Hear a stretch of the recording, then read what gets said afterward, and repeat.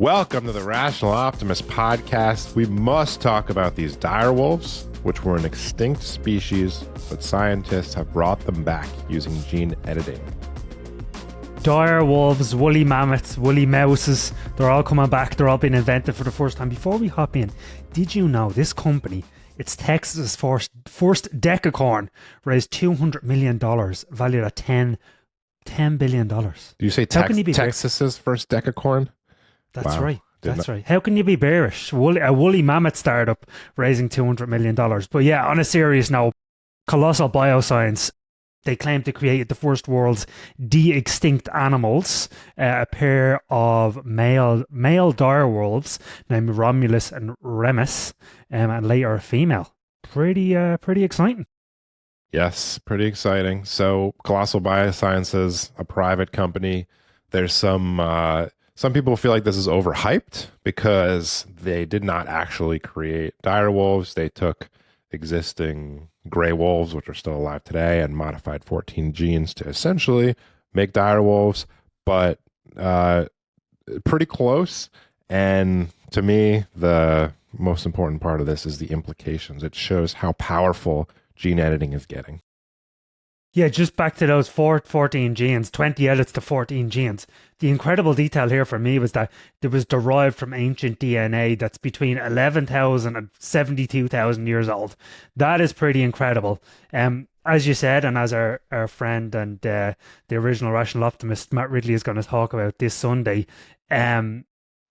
it's really about, okay, we've figured out this gene editing CRISPR technology, which is the technology that this company used to, de-extinct the dire wolf. This is just kind of like a little toy, a little starter, right? But what you can, this proves you can actually do quite amazing things with this. So that's the signal amongst all the noise. Yeah, there's a lot of different angles you could talk about this from. One is that we can reintroduce extinct species into ecosystems, which can heal ecosystems in some ways. Some people are skeptical about that. Some people think it could be great. We have to be careful because it's a technology, and you could imagine this kind of technology being used for crazy evil things if it's in the hands of an evil person. But I think in the hands of the right people, it could be amazing. But yeah, I think the implications for humans is really the most exciting part. CRISPR was invented more than a decade ago now, and we've been making very slow incremental progress along the way. And we're pretty much at the point that, in principle, it's possible to cure almost any genetic disease. We can't necessarily do so safely yet, but in principle, it's possible. Before we get to the humans, so you had a dog Bleecker for a long time. Would you use this to resurrect Bleecker? That is such a strange question. I don't know. I'll have to get back to you on that one. Yeah, but there's something you might discuss. Imagine the wife just walks in one day and there's like Bleecker sitting there. That would be a strange one. Yeah. But yeah, like a birthday present, right? Look what I got you. I resurrected our dog. Yeah, I don't know. The reaction, you would definitely want to get that one on video. But yeah, I mean, look, what you can do with this technology in humans is the real opportunity here. So we talked about it. We're going to talk about a few stories about what this technology is actually doing for humans. So there's stories of it giving sight to the blind. So literally for adults and kids, allowing blind kids, blind adults to see for the first time ever. In some cases, restoring hearing to the deaf. Regeneron came out with this new drug, single jab in kids' ears. 10 out of 11 of the kids have had significant hearing improvements. And maybe the wildest thing of all, and again, it fascinates me that these things would have sounded like divine intervention, right? Years ago. You can now, there was one case of a mother. She took this, basically a gene editing drug during her pregnancy, and she was able to avert her daughter getting this brutal genetic disorder that leaves infants unable to crawl, walk, and even breathe, that actually killed the older sibling. She took this gene editing drug during the last 6 weeks of pregnancy. The kid is absolutely fine. So basically you can rewrite diseases, you can rewrite destinies before kids even take their first breath. So of course, people say, are you playing God, all that type of stuff. Sure, there's genuine concerns, but my take is we've been at the power, you've been at the whims of nature forever. You have a genetic disease, bad luck, right? Tough luck. Now you can actually do something about that, which is quite incredible. Yeah. So the article that Matt Ridley is going to be writing that's publishing on Sunday, not to spoil it, but he makes an assertion that the advances in biotech, including CRISPR and personalized cancer medicine, is actually bigger than AI. What do you think? Yeah, I mean, look, I think AI is actually an important part of this because it can be used to sift through data and run simulations and stuff like that. But from just think about one of the most broken industries in the world, it's healthcare, right? And each country has its own problems. You could actually argue AI isn't going to make much of a difference in healthcare, at least not the main thing. But if you said the internet, if AI is going to be as big as the internet, right, which I believe, the internet kind of disrupted information, democratized information, this is going to disrupt life and potentially make it so diseases are a relic of the past. So yeah, I mean, I completely buy that argument. It could be easily bigger than the internet or AI. Yeah, it depends on how you evaluate it, right? If it's like purely in terms of GDP growth, probably AI still wins. But in terms of it positively impacting people's lives, there's no question that if we realize the potential of CRISPR and all these biotech breakthroughs, that it's going to make a huge, huge positive impact on people's lives. I like too that there's great stories attached to these breakthroughs. So we lament all the time that our problem as rational optimists is that the world has gotten so much better in the last 200 years, but people don't care about aggregate statistics. They're captured by stories about car crashes and plane crashes, and it's why bad news sells. And I feel like giving a blind kid their sight back or their hearing back or saving a person with cystic fibrosis so they can live till they're 80, like those are individual, really powerful, great, positive stories that will help us spread the idea of rational optimism. Yes, the more stories like that we can get out, the better, because it really does pull at your heartstrings and your emotions, right? And what strikes me as we're talking about through all these examples is that CRISPR and gene editing, it's really a platform. So cystic fibrosis had nothing to do with woolly mammoths, which had nothing to do with curing blindness. Right, so there's all these individual things. Yet this core system, which again was really invented 13 years ago, and you've kind of iterating on it, seems like we can actually do a lot with CRISPR. I don't think it's it's not a silver bullet for everything as such. But man, I think if you keep innovating, and I know people are the Arc Institute, which is run and funded by Stripe, they've made some really big breakthroughs as well. So you think zoom out another 15 years, you can see all sorts of incredible things here. Yeah, you're not bullish enough on biotech. I mean, you are, but the general public is not bullish enough on biotech. Yeah, I'd agree with that. It's one of those weird things because there's so much, that old saying of like, what is it? A gold mine is just a scammer standing on top of a hole or something like that. It's kind of like there's a lot of that in biotech too. There's a lot of stuff that doesn't work, but pick amongst the rubble with CRISPR and mRNA and some of this other stuff. I actually asked tons of really smart people, really smart entrepreneurs over the past decade, like what's underrated, or past few weeks, what's underrated, what's overrated. Almost uniformly, they said CRISPR is underrated. And I think maybe people are a little bit numb to all this news because they might have been hearing about CRISPR for a decade and they didn't see anything happening. Now it's starting to happen. Costs are starting to come down dramatically. You're starting to see use cases for it. So I think this CRISPR is finally coming of age, I hope. Yeah, it's interesting when you relate it to investing. You see this pattern everywhere where there's a new thing like CRISPR or 3D printing. Everybody gets really excited. It's overhyped, and then everybody forgets about it. And it's like, it's hard to revive that optimism because they feel like, oh, I heard about this 10 years ago and it never really made any progress. But trust us, it's making huge, huge progress right now. Yeah, and I think it's important for another reason, which is essentially that there's two ways of dealing with problems, from conservation to your health or whatever. It's kind of like just pulling back and letting nature do its thing, or saying, I'm not going to accept this, I'm going to do something about it. I'm going to use technology or innovation to solve this problem. And this is such a great example of that. Because it's taking the fight to these diseases and stuff, which literally you've never been able to do anything about. And I still think we maybe understand more about outer space than we do in our bodies, but we're starting to make real progress, which, is exciting.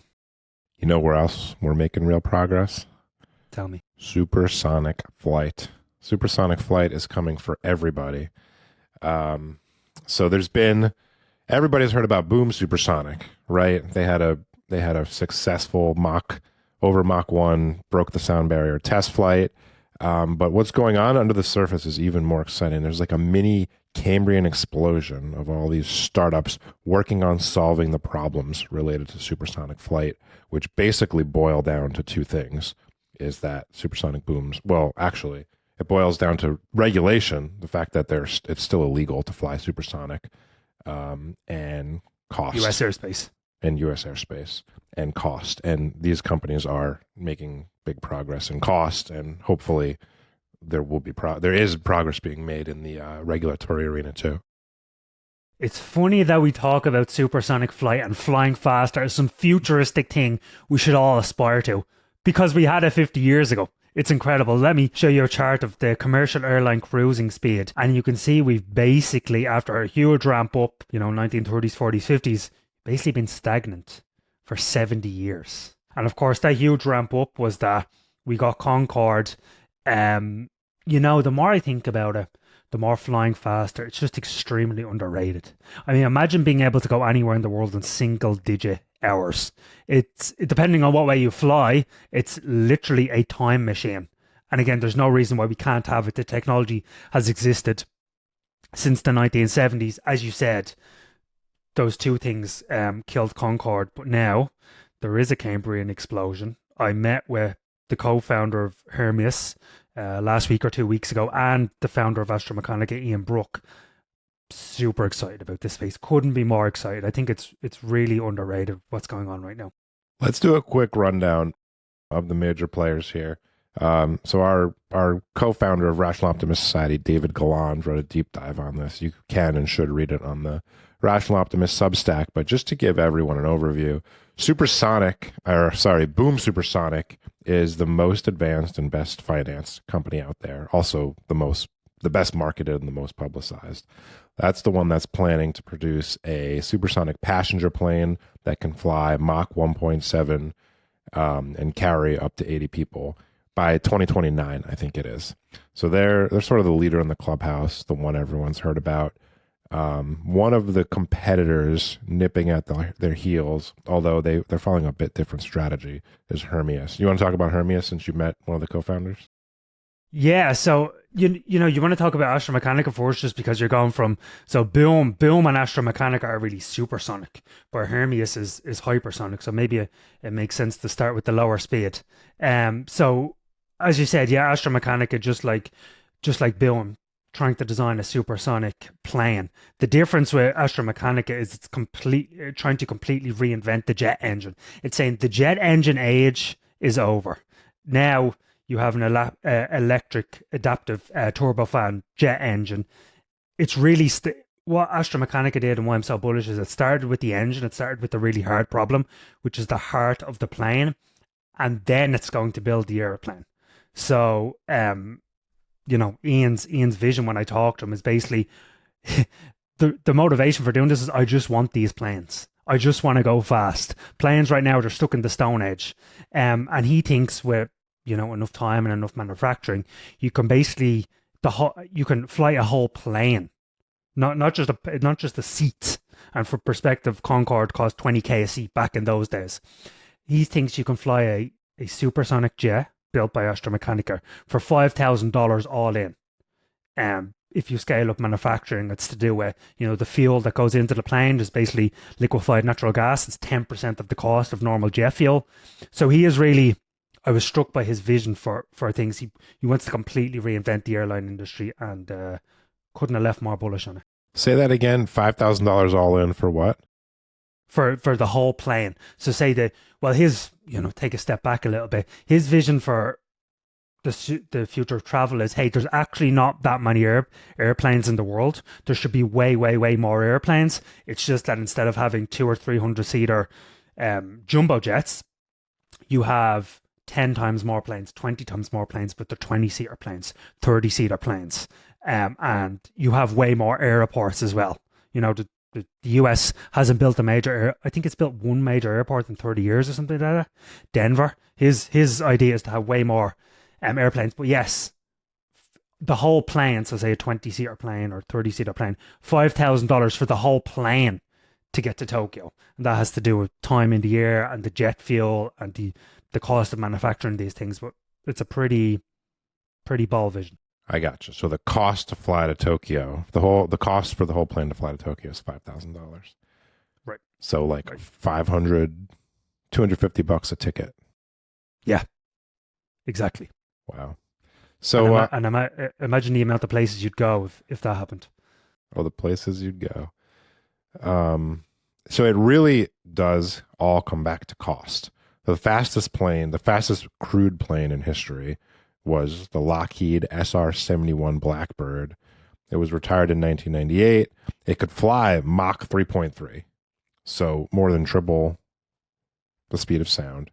But it was so expensive to fly it. It cost over $300,000 per hour to operate the plane. So it just is completely uneconomical. So all of these companies working on different areas, making little innovations, they're going to make progress here. And a lot of them have made progress really fast. If you dig into the stories of some of these companies, they've managed to build prototypes and do test flights at like a fraction of what it used to cost a big company to test aircraft. Yeah, one of the points Michael, one of the co-founders of Hermeus, made to me was that Concorde was awesome, and so was the SR-71. The problem with it was this exquisite, almost one-off system that was never economical. It was almost like a trophy asset that they built. It was never built to like make money. Whereas now you have to go back to basics and make something that can actually make money. So that's the real innovation here, right? And again, you talked about what they're doing different. A lot of these guys have experience working at SpaceX or along with Elon, and really, you look at Hermeus or something like that. Their goal is to build an airplane a year and just get that rapid iteration. So Michael helped test and design a Mach 5 engine prototype in just 9 months. That's completely different again to what came before the Concords and the SR-71s, where you spend a decade building this thing and hope it works. Yeah, and it's worth saying again that the cost of the fuel is one of the biggest problems, and a lot of these companies are trying different ways to reduce the cost of the fuel. I don't remember which one it was, but which of the companies plans to work? It's Boom, actually. They plan to work with a company that can make jet fuel out of carbon captured from the air. That's Boom, right? They're pretty much all the supersonic. I know Astromechanica is doing the same, and Hermeus as well. They want to all go LNG instead of normal jet fuel. Okay, wow. How seems like there's a lot. Shout out to Casey Handmar, the CEO and founder of Terraform Industries. So basically, he makes this machine that turns air into jet fuel, but the LNG type of jet fuel. And you could basically imagine one of his machines at every airport in America or the world or whatever, just pumping out the fuel for these planes. Yeah, a lot of problems to solve, but these companies are doing it. One of the most audacious ones, probably the most audacious one, is Venus. They want to create a Mach 9 passenger plane. Mach 9 is almost 7,000 miles an hour. Their plan is that their jets would take off normally, but then they have rockets that propel them once they're in the air. I love the idea. I don't know how practical it is. I hope they succeed. Kind of reminds me of in his 1960 or 86 State of the Union address, Ronald Reagan promised this new Orient Express that could fly at 25 times the speed of sound, taking you from Dulles Airport in DC to Tokyo in 2 hours. I think it's really important to put these big, hairy, audacious goals out there and just see what happens. 2029 seems to be the year that a lot of these companies are targeting to actually launch their commercial flights. Overly optimistic, about right? What do you think? I mean, on the face of it, I think it's overly optimistic. I actually don't think I think they will have something ready. I think the problem could be regulation. And just getting the regulators to work with them. I really hope it happens. As I said, I think this is just so underrated. The time that we spend in airplanes is just all completely unnecessary, especially because we've had this technology for 50 years or more. Yeah. Just want to say, Go ahead. Sorry. I was going to say, I appreciate all the people working at these companies who we're just two guys on a podcast talking about how amazing it sounds, but they're in the arena, getting their hands dirty, sleeping on the floor, as we saw in El Segundo. They're the ones actually making this happen. So thank you, entrepreneurs. Yeah, they deserve a big thank you. They're doing God's work, and in some ways, it's unthankful work. But I have the utmost faith that some of them will succeed. One of the other things that David mentions in his essay is the electrical vertical takeoff and landing. He mentions Joby Aviation and Archer Aviation, which is essentially flying cars, right? They're like flying personalized helicopters or whatever. Peter Thiel has that great line, we wanted flying cars and we got 140 characters, as a way to kind of sum up for 50 years, you've just had this narrow cone of progress in digital technologies, and Adam's technologies have been, mostly stagnant. I'm going to update Thiel's line. We wanted flying cars, and Abu Dhabi got them first. So Archer Aviation, they basically doing this pilot program with the Abu Dhabi aviation industry. Flying car is going to be there this year. Wow. So Joby Aviation's the other big one, and they're targeting commercial launch this year in New York and LA. This is way closer to happening than supersonic flight. These are, you could think of them as really quiet helicopters, really quiet, maneuverable helicopters. And it seems like they're pretty close to being ready for prime time. Would you get in one of these? Well, helicopters aren't that safe as we know. So probably not anytime super soon. Would you? No, I'm good for now. I'll just take the car. Speaking of, why do we need the flying cars when we have these robotaxis, right? This is the question. So Tesla released a marketing video that was pretty cool. It shows their assembly line. It shows their Tesla cars coming off the assembly line, and then in full self-driving mode with nobody else in the car, they drive across Tesla's campus to the storage lots. And it's impressive because there's people and there's forklifts, and it's like they're actually it's not just a pre-mapped area with rules. It's they're navigating the real world as they do that. And you and I were in California 2 weeks ago now, and we took both a Waymo and a self-driving Tesla. Talk about that.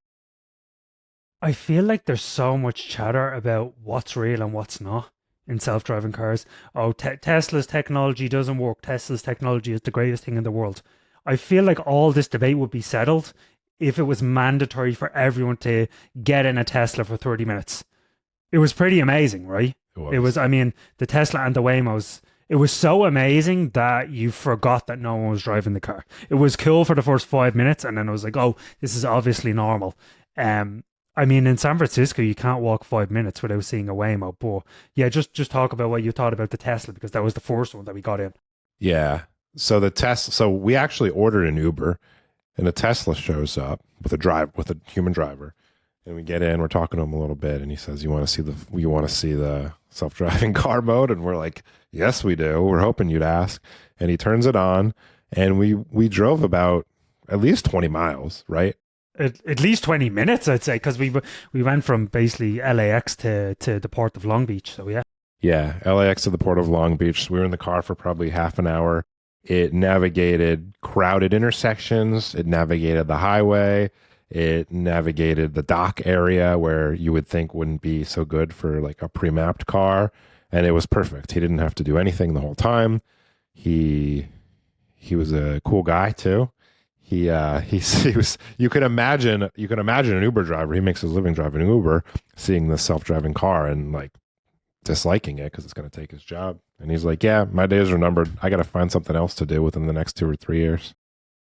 Yeah, you violated all the norms. Let's just say that. But it was so cool. It was so cool to see. I thought it's funny because I thought it was even more amazing the Tesla because he just was able to click a button and it drove the car for him. Another thing was that he said to us, oh, it was, in a really watery sun where the sun is beaming down on the car, it doesn't work that well. It didn't ask him to take the wheel once. It was really good. Actually, maybe more aggressive than I had expected. I agree. But I don't see why everyone wouldn't just do this. Of course, some areas are probably, better than others. Although Tesla does rely pretty much all on vision. It doesn't pre-map areas. But I never hear, it's weird, I never hear anyone in Ireland talking about it. So I'm not sure. Maybe they just don't subscribe or something. He did say the biggest drawback of the self-driving mode is that it will drive directly into a pothole. That's the one issue that he says has not been solved yet. But comparing the Tesla to the Waymo, so the Tesla has 3 modes. Self-driving Tesla has 3 modes. It has chill, where it goes slow, normal, and then hurry. And it was in hurry mode the entire time we were in the car. And I agree, it was more aggressive than I thought it would be. I would expect it to be like ultra careful, ultra conservative, and it pretty much just drove like a human. It wasn't like that at all. Contrast that to the Waymo, which was, we didn't take it on the highway, so maybe different, but it was pretty careful. But the difference is that other drivers on the road know there's no one driving the Waymo, and they know it's programmed to stop. So a lot of people would just cut it off because they know it's a self-driving car that has to follow the rules. Whereas other drivers didn't know we were in a self-driving Tesla, so they treated like it's a human driver. Yeah, I don't even think the Waymos can go on the freeway, at least not in San Francisco. So that's something that they'll have to do. The big takeaway for me is self-driving cars are here. Yep. They are here. I saw it with my own eyes. There's no more debate. Of course, there's edge cases and so on and so forth. I think it's really important as we go into this world to point out the facts. And again, stories will be the things that convince people. But just for those that are of us that are factually inclined, the data already shows that self-driving cars are way, way, way more safer. So Swiss reinsurance did a big study, and they generated 80% fewer property damage claims and 88% fewer property damage claims. Oh, sorry, yeah, it was 90% fewer property damage claims than the typical human driver, which you think about this, what does it mean for you? It means lower insurance costs, right? Yeah. Yeah. Wanted to add, too, that the biggest difference between the Waymo and the Tesla is that the Waymo only operated within a pre-mapped area. And the pre-mapped area did not include our hotel. It did not include LAX or at least half of our meetings. So we actually had to specifically go eat dinner where Waymo operated to get in one, whereas Tesla can't operate anywhere. And that's the biggest difference in the world. If I had to choose a winner, I'd choose Tesla for that alone. For sure. That's the difference between getting one and not getting one, or whatever that means to you. It's like if you're like, oh, well, just rely on Waymo going forward. Well, you kind of can't do that right now.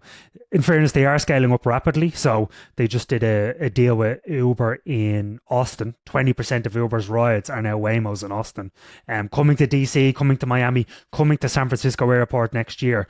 But yeah, you would think for the next couple of years, if Tesla kind of keep improving at the rate of 100x per year, people might just buy a Tesla, Yeah. Are there robotaxis have a launch date yet? I don't actually know. For me, yeah, I think it's sometime next year, but I guess that's important because you can buy, you don't even have to buy a car then. You can just get one through the Tesla app, or you can buy one and sign it up to the network. It will be a significant improvement, but for me, anyone debating is Tesla is self-driving real or not just needs to buy a Tesla or just go and find someone with a Tesla with self-driving. It's here. Yep. Got a dose of optimism for us? I have an innovation of the week again for you. So we've said for a long time, AI is going to save millions of lives before it kills anyone. So in Padaro Beach in California, It's a place where kids go to surf, their surfing skills, all that type of stuff. Recently became a popular hangout for great white sharks. So this led to the launch of something called Shark Eye. It's basically an initiative from the University of California, Santa Barbara lab, which basically uses drones to monitor what's happening beneath the waves. AI-powered drones. It spots sharks. It sends a text alert to everyone near the beach, on the beach, anyone that works in the surf school, and gets people out of harm's way. So just a great example of everyday AI in your life that's going to save lives. And don't pay attention to the doomers telling you AI is going to turn us all into paperclips. I love that. We have to write about that. I'm always thinking about this stuff in terms of stories because we know that's what persuades people. And the shark attack is like the number one thing that gets people's attention, but it almost never happens. We need to tell the story of all the people who did not get shark attacked because of this technology. Totally. You need some way to quantify that. Like, it really, because it's only the forests burning down. You can quantify that. The people killed in airplane crashes, you can quantify that. Let's flip it on its head and quantify the amount of lives saved by all these incredible innovations. That's an important thing to do. Viewers, you can boost our optimism by hitting the subscribe button, ringing that bell, and leaving us a comment. This greatly helps our channel grow. We appreciate all of your support, and we'll see you next week.